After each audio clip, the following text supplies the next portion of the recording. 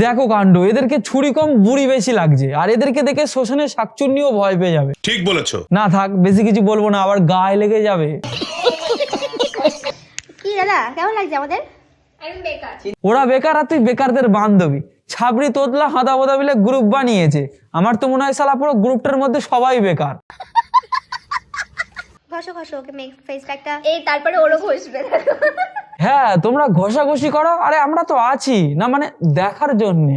আচ্ছা। একবার ঘষবে, লাগাবে, তুলবে না, মানে মেকআপ। আরে এগুলো তো কন্টেন্ট, আমরা সবই দেখবো, কারণ আমরা বোকা চন্দ্র।